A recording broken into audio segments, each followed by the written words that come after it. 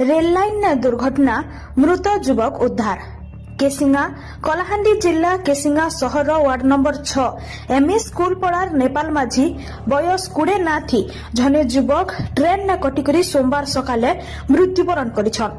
Samalpur division रो कांडेल road rail station नु 1 kilometre दूर train न कटिकरी दुईगड़ हे जाइछे नोपालकर मलादिही। इहादे सुधा टिटलागढ़ रेलवे पुलिस घटनास्थान के पहुंची करी तदंत जारी रखिछे।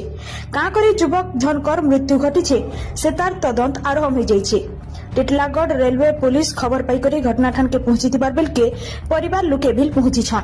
ई संक्रांत ने एएसआई केबी श्रीनिवास राव को पचराबार नु तदंत चलीछे। मलादिही व्यवच्छेदतारु प्रकृत कथा जना पड़बा बोली करी प्रकाश करिछन। ब्यूरो रिपोर्ट गुमा।